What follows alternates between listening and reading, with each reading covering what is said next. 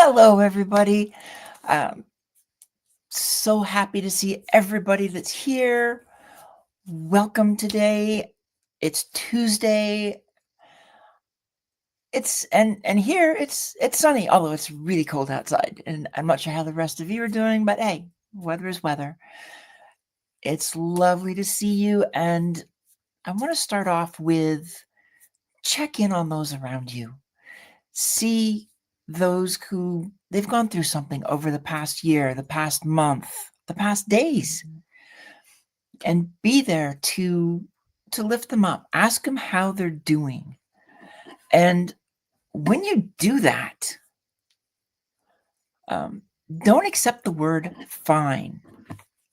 And trying to remember exactly, because I had Agape on yesterday, and she had a term for fine. And I think it was feelings inside, not exuding, not coming out. They're basically staying inside. You're not expressing, not expressed. Feelings inside, not expressed. Fine. That means they're not really willing to tell you how they're doing. And if they're not willing to, then you can ask about it, but you can't help them. So make sure that they're more than fine. Find out what's really going on. What are the struggles? How can you help? And if you ask, how can you help? Be ready to help however you can. We need to stop using words and phrases and asking questions that are kind of viewed as, okay, that was nice, they asked, but this is all part of belonging. This is all part of mental health. This is all part of life and being together in this world. So check them out, see how they're doing. It doesn't matter if they're smiling or not, because that mask that they're wearing may be hiding a whole lot of pain and trauma. And you're asking the question today may be the difference between how they're doing today and how they're doing tomorrow. In terms of my sponsors, I love to start with my dear sister, Dr. Constance Leland with Level Up Academy. We do so many things together, but she does so much on her own. She's there leveling up the world, Netflix of education, and she's doing it. Education, and she has press releases. She's a publicity queen. She has her own press release studio. She can do press releases for you. She can get you into the premium magazines at a discount. These are those magazines that you got to pay to get into. So please check her out. She's got podcasts, she's got radio, she's got live stream, she's got TV show. She's got, where is she? I think she's got over 100,000 on followers on between Instagram. She's probably got almost 200,000 followers if you add up all of her social media. So check her out, have a chat, because if you've got something that you are ready to put out there, you want to get your message across, and you have a business that you're ready to start a new product, launch a new arm of the business, touch base with her, see how she can help, because she's also very good at being able to say, okay, you've told me where you're at. I think you need to do these couple of things, and then you're ready to push your message out. Because the last thing she wants is for you to blast your message before you're ready. So this is another advantage of working with my dear sister, is she is there to hold your hand through the process and make sure that you're as ready as you can be. Then there's the Hounds of Business. Collaboration over competition. I love the Hounds. It's a group that is the bottom line. I've seen so many amazing collaborations and collaborations between people who you might think would be competition with each other. But when you collaborate, you are working together, you're lifting each other up, you're learning from each other, and you're getting both of your names out there into more spaces. Because let's face it, each of us, we have our audiences, and some that we reach, some that we still have to get to. Collaboration helps us to reach more places, more audiences. Competition, that kind of shuts things down. Then you're dealing with anxiety. Then you're dealing with that trying to beat somebody. And in this world, if you're trying to beat somebody, it's a very anxiety, competitive. Um, it affects mental health. It affects physical health. That competing, that trying to put somebody down is not the best approach. We want to find ways to work together, to collaborate, to make things happen. When you work with somebody, you've started that collaboration point today to go forward. That's what the hounds do. A community that under the leadership of Mike Ashebrainer, it's a community that is there to lift each other up, not to put each other down. It's a much better system, and you get more accomplished when you're lifting each other up because you all get seen. When I talk my dear sister, and there she is, gotta love her. We've done 4 anthologies in the past year, and we were blessed that every one of them made it to number 1 international bestseller. We never guarantee it because in this world you never know, but we do everything we can, and we had 72 stories that we highlighted in the last year. It was beautiful to see what happened, how amazing it was. So all of this is to say, we love our authors, we love lifting them up, and we love giving back to community. On this particular book, Against the Grain, Finding Belonging in a World of Resistance, whatever we make from this book will go to confronting domestic violence. We give back to the community. Our first book planted trees in Madagascar. Our second book, it was trees in Honduras. Our third book, it was for mental health. And this one is confronting domestic violence. All ways that we can give back to our communities. And this is our current book right now. And my dear sister, she's the publisher for this one. The Chronicles of Scattered Pages, Stories from Everywhere. This will be coming out next month.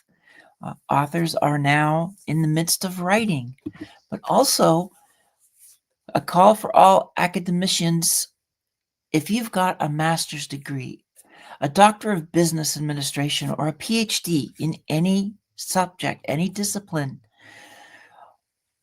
here's an opportunity for you to do an academic research paper, to present that paper in a summit in April, and to have it published in an academic book in May. And that book is going to be published in 6 different languages, I believe. So there's a case where it's like you're writing one book and you're going to be in 6. So CJ has done this before. Scan the QR code, check her out. Check out what's there, touch base with my dear sister, find out what's involved, because she's also there to hold your hand through the whole process. When we do these anthologies, when we do these books, no matter what it is, if it's the anthologies that we're doing together, if it's an academic publication, she's there we're there to hold your hand through the writing process. And for the academic, CJ's got you. She will help you in terms of research, writing, through the process, understanding the process. So please check it out, because it won't be open for long. And then it's about time to get started on that research and get these papers going. And she does have subjects. So you get a choice of topics, pick one, ask her questions. She can help you pick the right one, and come and join us. And it's lovely to see everybody. I do have one more that I want to highlight, and that's Confronting Domestic Violence. They have an event on Thursday at 10:30 a.m. PST, which would make it 1:30 p.m. EST on the Eastern Time Zone. February is a month. I mean, it's a month of the heart, but it's also a Stalker Awareness Month, and Teen Violence Month. These are all things that are going to be discussed on this. Confronting domestic violence, Agape's story is so amazing. And if you get a chance, go to my last episode of From Boxes to Butterflies. You can find it on my YouTube channel, really easy. It's on LinkedIn, and it should even be on Facebook. Her story of how she went through it and then created Confronting Domestic Violence, focused on being there for real-time support. Because when you're in the midst of a trauma, no matter what it is, it can be really hard to find the right support. Agape talked about how she contacted so many different numbers trying to find help. And through it all, it took a long time before she finally found it. She doesn't want that to happen to others who are going through domestic violence. And her support, it's women and it's men, because they're both victims of domestic violence. And especially families that have children, because too many children are victims of, have seen, been around domestic violence. It's something that we need to get removed. We need to get it reduced so that people can be more focused on each other and life. And again, not putting others down. But the rest of today is the topic. It's belonging. Belonging is really, in many ways, moving beyond boxes. It is hard to find a space of belonging in a box, especially if people are putting you in a box in which you don't belong. You don't feel right, or you get into that box because somebody said, this is who you are, this is what you are, this is what you're supposed to do. And you try to fit the box. You try to contort yourself to be in that box, but you're still going to be hiding aspects of yourself because you're not comfortable there. You don't belong there. It's not your space. It's not safe to be in that space. So when you are there, you really are trying to find that way out. And that's one of the things that I work with people on. That's what I speak about, is finding that way to move beyond that space that you don't belong. That's where awareness kicks in. That awareness that you can take charge, and now it's time for you to move to the next space out of that box. And it's time to do that. Let's get you out of the boxes. You know what to do. Now let's use the awareness to get you out. But part of that process, when you're getting out of the box, you end up getting out. You're being yourself. You're showing the world who you are. You're making connections. And through all of that, that's where you're going to find belonging. It's hard to find belonging in a space you don't belong. So when you get out of that box, that's when you're going to find that space where you belong. And I know this one really well. I've been through this. I've lived through this. It's been the past couple of years that I found that space of belonging with my dear sister. When it comes to CJ, she's somebody that I can say anything to. I can tell her how I'm doing, how I'm feeling, what's going on in my life, and there is no judgment. This is a key to belonging. There's no judgment. You are safe to drop your mask. You don't have to hide anything, because if you are not in that safe space, you can't be you. And there she is, my dear sister. Like I said, I absolutely adore her because I can say anything, and I'm there to listen to her as well. She listens to me. I listen to her. Belonging is a safe place for exchanging ideas, talking about how you're doing. And yes, the hounds are so amazing. I love it. Collaboration over competition. It's the way it should be. So when you're in these spaces, you want to be open. You don't want to spend your energy trying to hide who you are, because there's other things about it that make it an amazing space.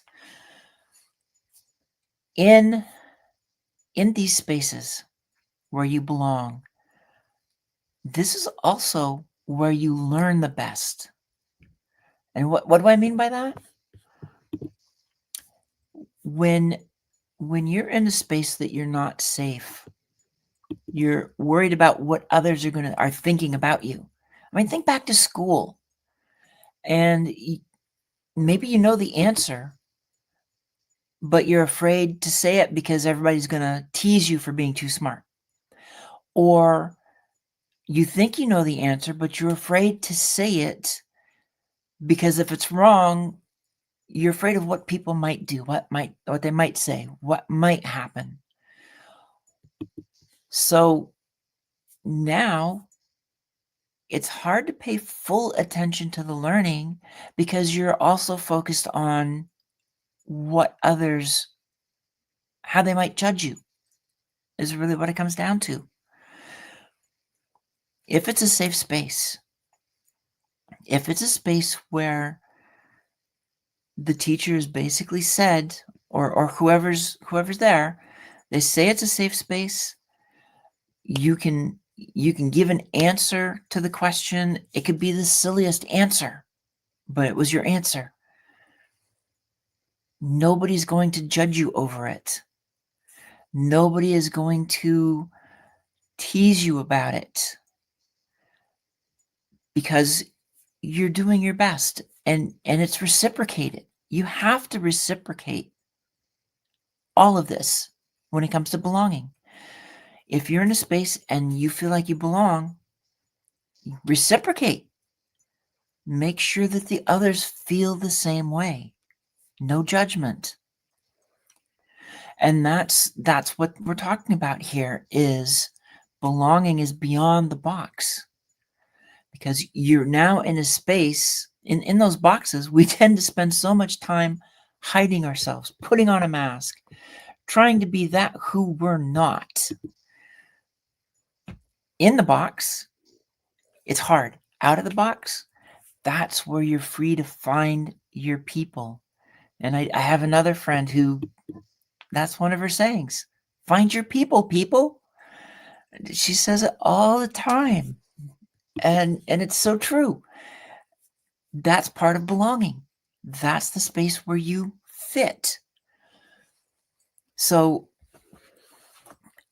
when I look back at a couple of posts I did just over the last few days, I talk about belonging improves learning because you're not dealing with a judgment. You're able to say what's on your mind. You're able to concentrate on what somebody else says. And this is another important aspect of this when it comes to learning. Hey, Homer, you are in that space.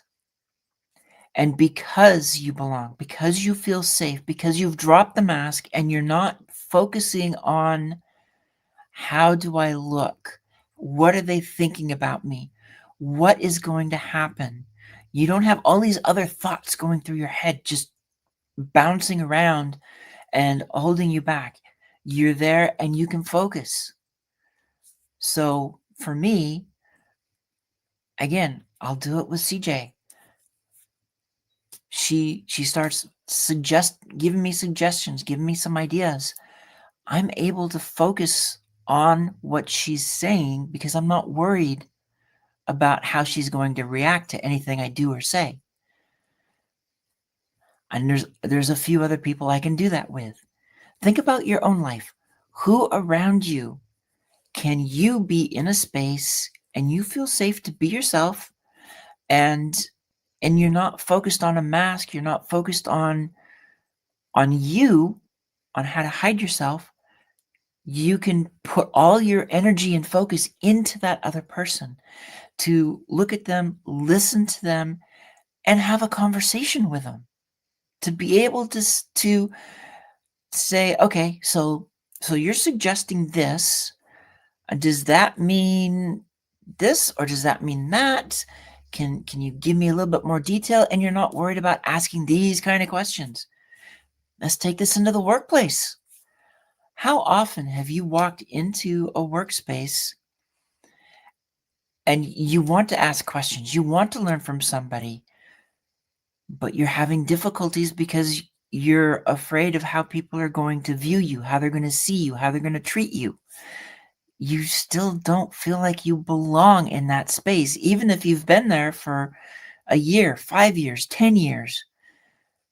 It's like, yeah, it's a paycheck, but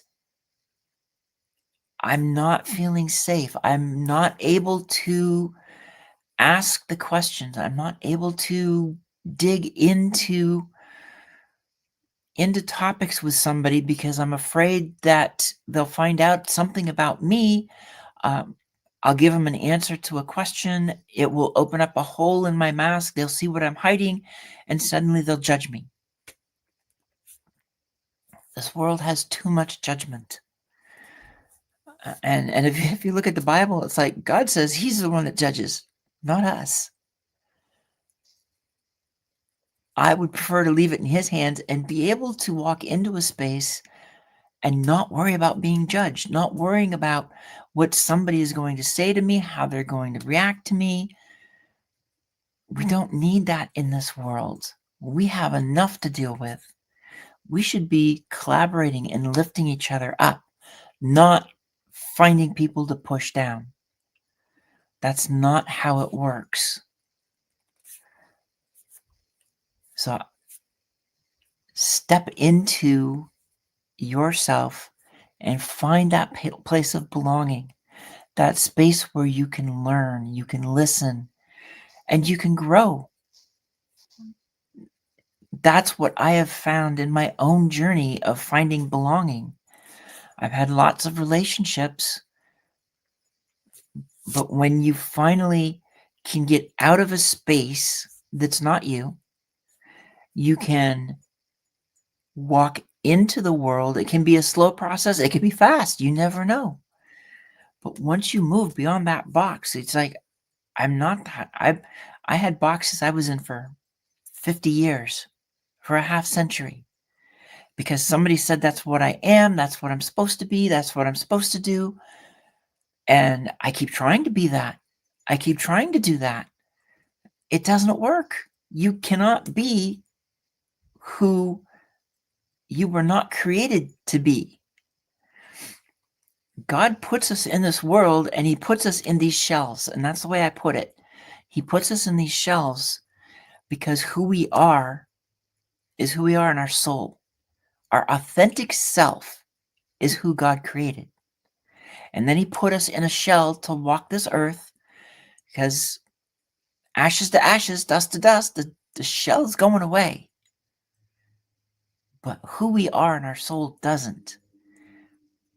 And I like to think that when he says we're created in his image, it's our soul that's created in his image. That's what goes on, not the shell. So going forward, once I got out of that box, then I could start looking for places of belonging, trying to find opportunities to do things, finding spaces where I could go in and I could feel safe. I could feel that I was in a place with people who accepted me for who I was. And I was blessed to find someplace fairly quickly after I left that box. And it was what I needed. It's like he put in front of me the place that I needed to go, opened the door, and I went through it. Then over time, we're always changing. We're always going through reinvention of various ways. That's something else it's like I'm always changing. I'm always growing. I'm always reinventing in various ways. And yet I've been in relationships where the comment was, you changed. Well, that's part of life. We can't go through life being the same way over and over and over again. It doesn't work. Not for somebody like me. I cannot be put in a box anyway. So it's like we're done with boxes. And my sis knows exactly what I'm talking about for that. Yeah, it's great to see Homer here. It's so late for you, Homer. But we'll keep changing, keep growing. And then I came to another space.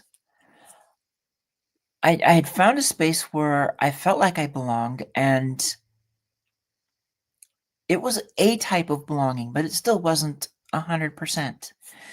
It wasn't that situation where you've got somebody that you can talk to anytime you need to, that you can have a conversation and talk about things and go deeper than superficial.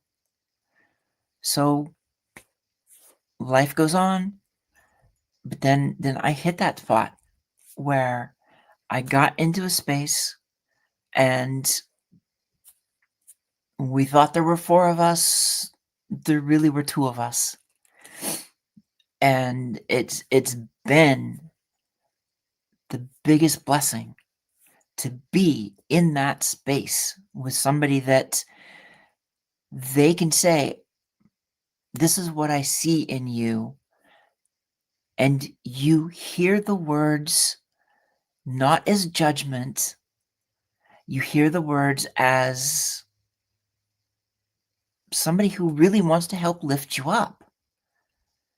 And somebody who's also, it's like, this is what I see. You listen to it, and if it fits you, your body, your soul says, yes, this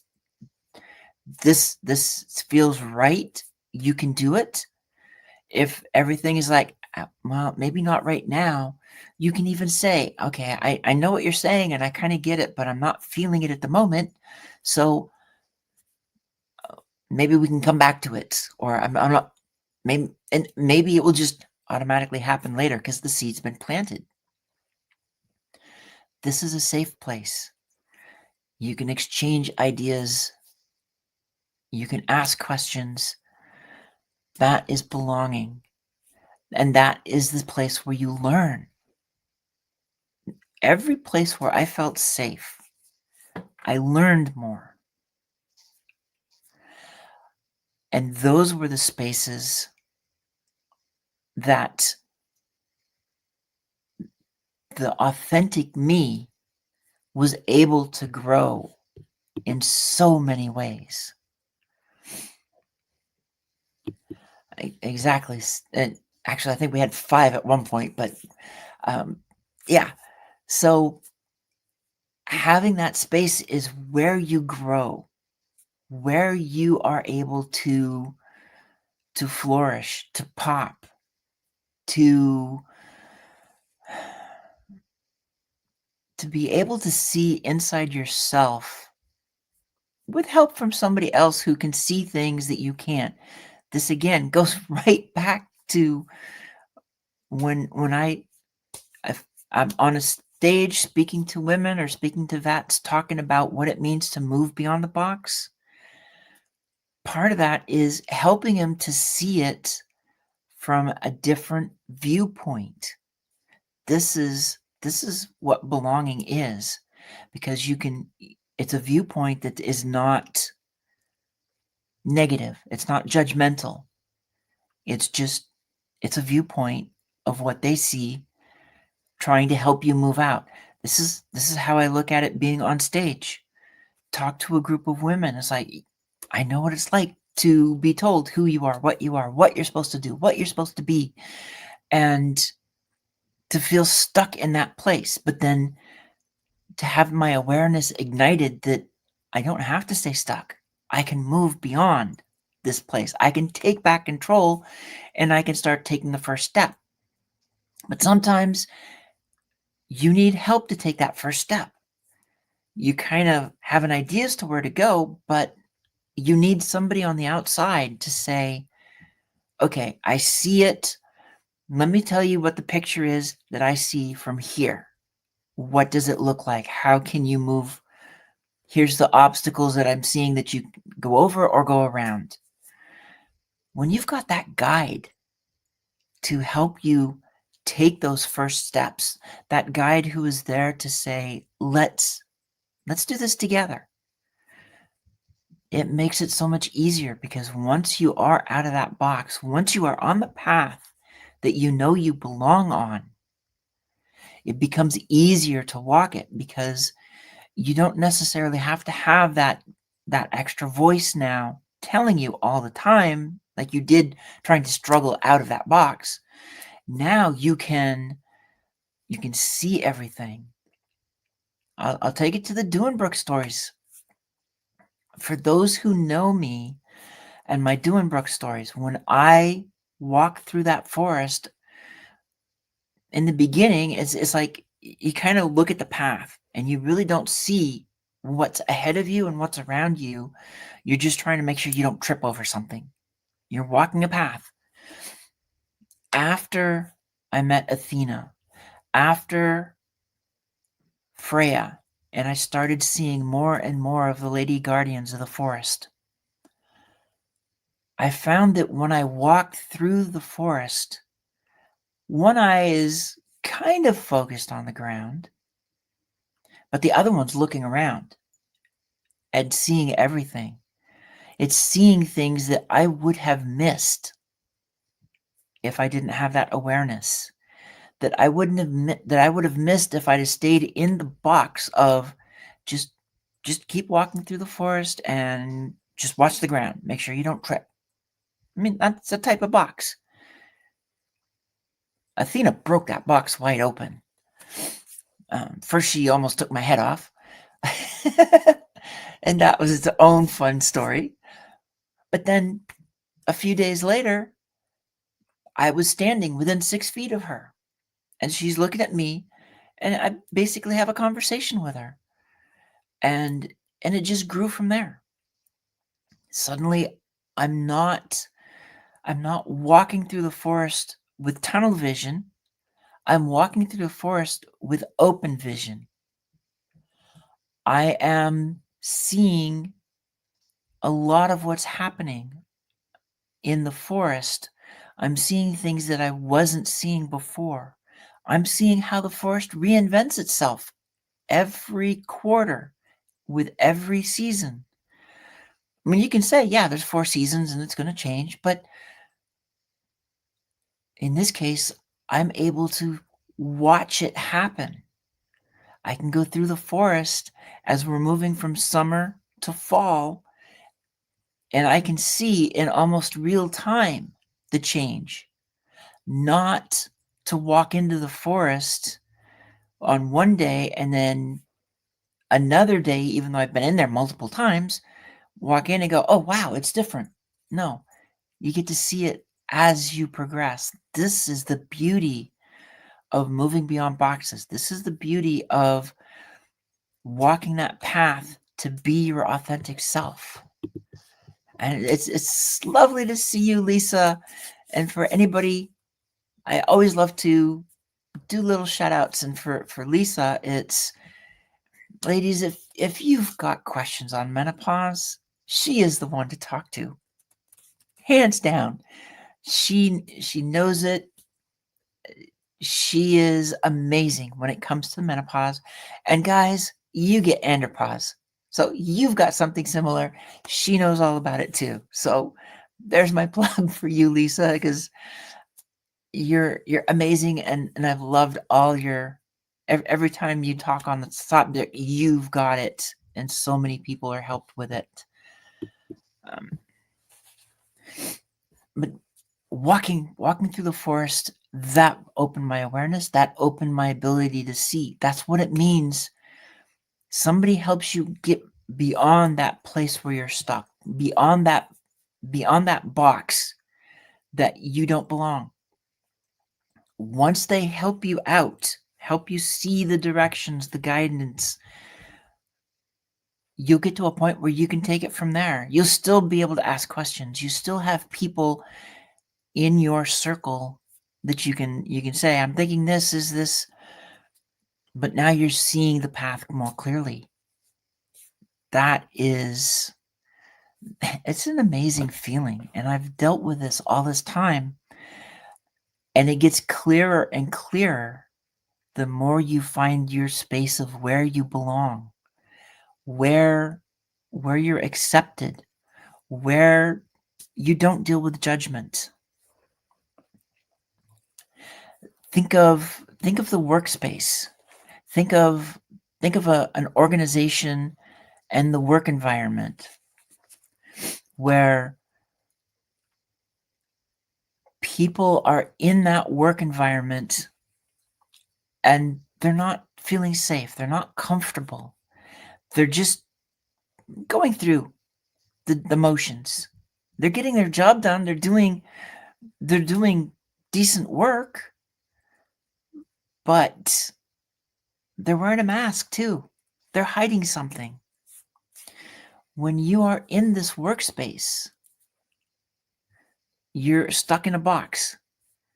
You are trying to fit in and trying to make sure nobody sees what you're hiding. Maybe you're neurodiverse and you're trying to cover it up. Maybe you have a non-regional accent and you're afraid to let it slip. My example that I'll use for something like that is think about a gal who grows up in the South, and then she ends up with a job in, let's say, Massachusetts. So she's worried that if she lets her beautiful accent out in that workspace, that people will judge her. They will stereotype her. I mean, that's for women. That's kind of, from the surveys I've seen, that's what we worry about the most. We hide aspects of ourselves because we don't want to be stereotyped. So she goes into that workplace and she's doing everything she can to hide her accent. That might mean talking less, interacting less, doing memos and emails as opposed to talking. Anything she can do to hide that piece of her because she's not sure how she's going to be treated if somebody finds out. The same goes for you're overcoming addiction. Maybe you're going through a marital situation. Maybe there's a family trauma, a medical trauma, all these different things. And there's so many more that you're hiding it because you're afraid somebody's going to judge you for it and make life more difficult. And so the workplace means you're not being as productive as you could. So for businesses, I mean, think about this. If people don't feel like they are safe in that workspace to be their authentic selves, to be who they are, to not worry that somebody might find out something about themselves, they're going to put on a mask. They're going to hide. They're not going to be as productive because they're spending energy focused on keeping that mask in place, keeping their walls safe and filling in any cracks so nobody can see what they're worried about. When you have a space of belonging, that means you're finding out what's important to others. You're creating a space where they can drop the mask and not worry about judgment. This doesn't mean that when they drop the mask, they're going to tell everybody whatever it is that they're hiding. No, that's not it. Because most people, they still don't, they're still keeping it in the background. They don't want to talk about it. It's not the place that they want to open up for this stuff. They just want to be able to walk into the workplace, be themselves, and focus on their work instead of splitting their energy between work and self-preservation. Because that's what these masks are. That's what these walls we build are. It's self-preservation. This affects productivity. There are studies out there that show that teams that have honest belonging to them are like 20% more productive than others. Organizations that have that same focus, that is belonging is truly a part. It's not a, oh, we're a family, or oh, everybody loves working with us. Do they feel like they belong with you? Do they feel like it's a place where if they're not feeling good today, if they're going through some mental stress, can they go into the office and not be expected to be 100% because there's something that's mental health related holding them back from giving you everything that day or for a few days, depending on what it is? A place of belonging is not going to judge them for this and say, hey, just get over it. Or when you're in here, put that stuff behind you, just focus on work, you'll feel better. Well, no, they're not going to feel better. It doesn't go away. And for some of us, if you got ADHD, the thoughts go wild. So it is very hard to tell some people, just don't think about it. Focus on work. You can deal with it when you walk out the door. Like when you come in the door, be focused on work, which is like put on your mask. It's like a company's telling you to put the mask on. Why can't we have these workspaces in organizations and businesses where you walk through the door as your authentic self, as you're feeling at that moment? If you have an accent, a non-regional accent, so what? If it is not a reason to judge somebody, because that person with a non-regional accent may be the smartest one in the room.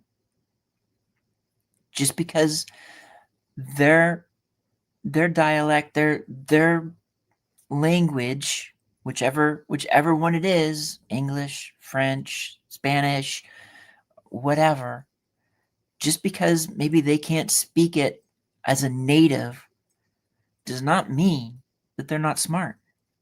They could be the smartest person in the room. They could be the one that has the answers for everything that you need to get that project off the ground, to get over the stumbling blocks that the company is having to get from doing good to doing great. Listen to people. Don't judge them because of an accent or a disability or being neurodiverse. None of that, or anything else for that matter. See them for who they are at their core. That's the person that you're hiring. That's the person that when you let them drop the shackles, drop the mask, they'll give you everything they got, and they will give you their best answers. And they won't be sitting there going, oh, if I see this is a great way to do things. However, if I say this, they're going to learn something about me that then they might hold against me or they might judge me for. I can't do that. So they're not going to give you that best answer. Don't worry about it. Open up so that they can do their best. Don't hold them back. Create that space of belonging. Belonging increases productivity. Belonging increases mental health. And let's face it, no matter where you are, mental health is really everything. So if I'm talking about belonging, I'm talking about mental health. I've been in spaces where people say it's safe. They say that it can be a space of belonging. I've been in relationships that are supposed to be safe, but my mental health is telling me it's not. I'm not feeling it. Mental health is everything. When you can walk in and suddenly you belong, that means you can heal. That means if you're down because of something that's going on in your life, you're allowed to be down.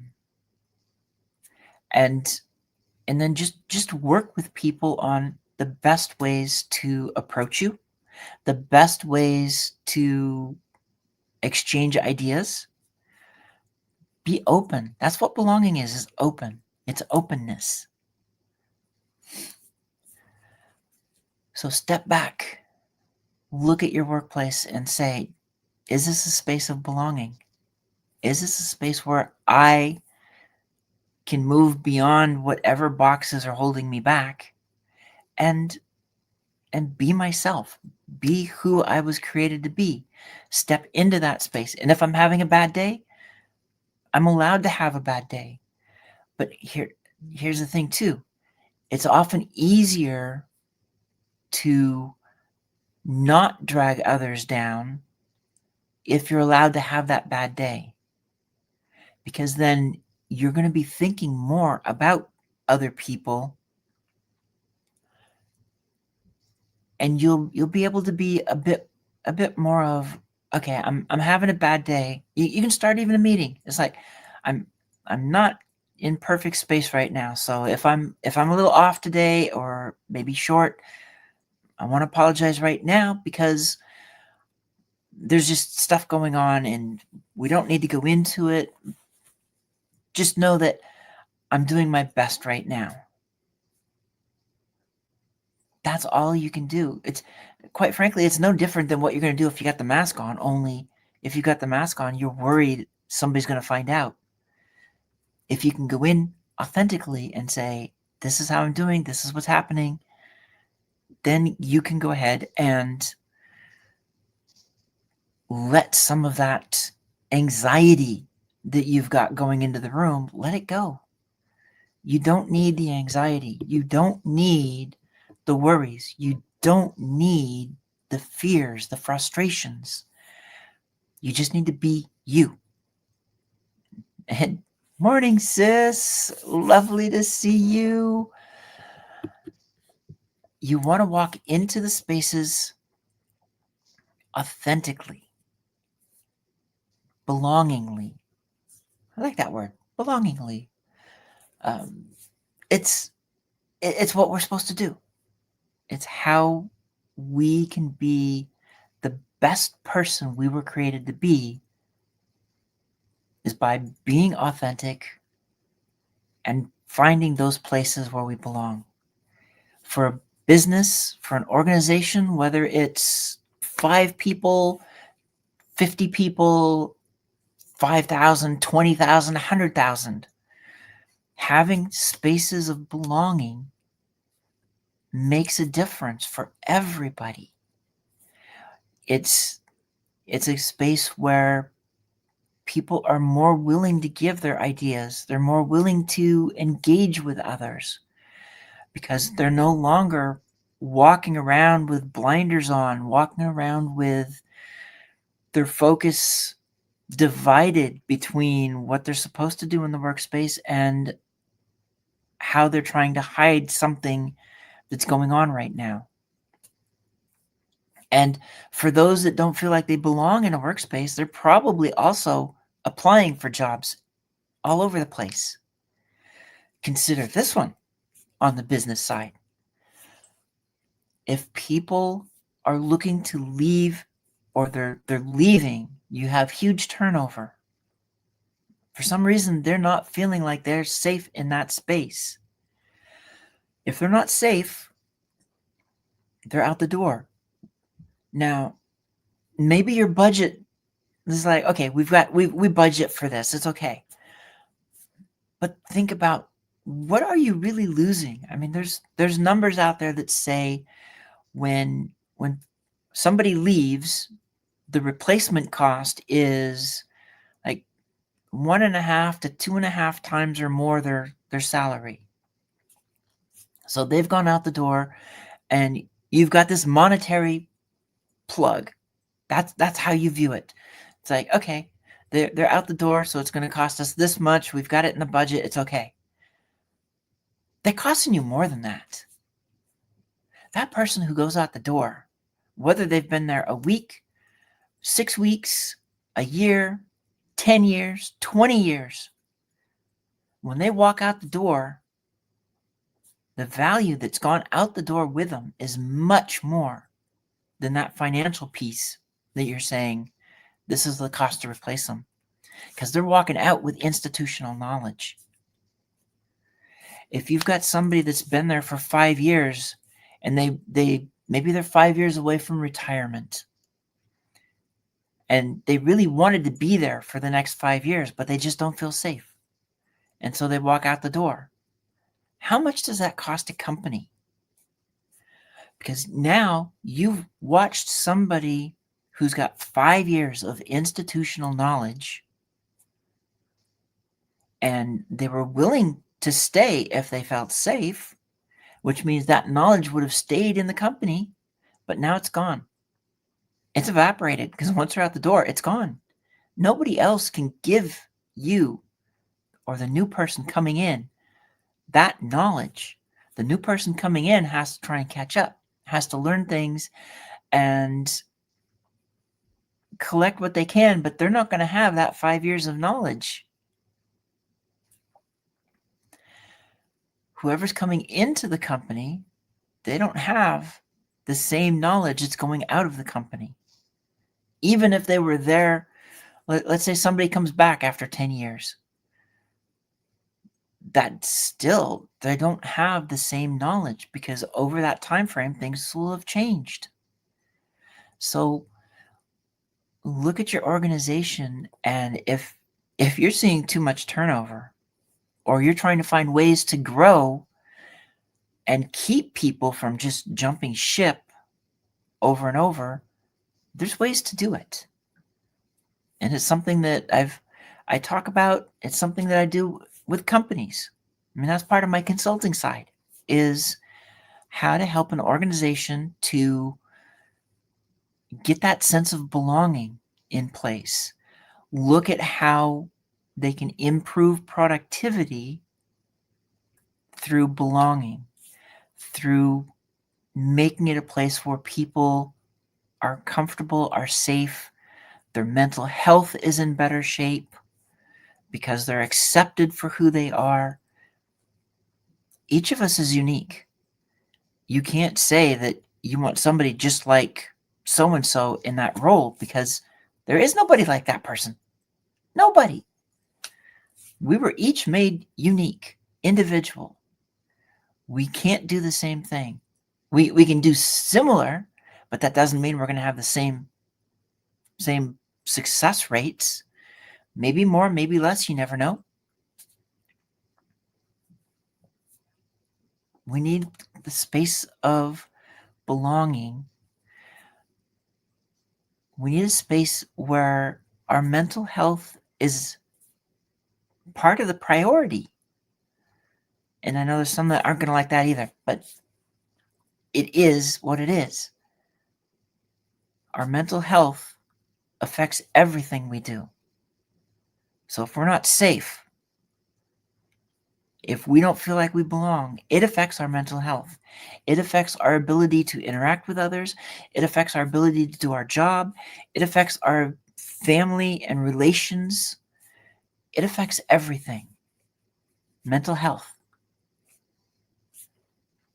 It is a key to belonging, and it's a key to moving beyond boxes.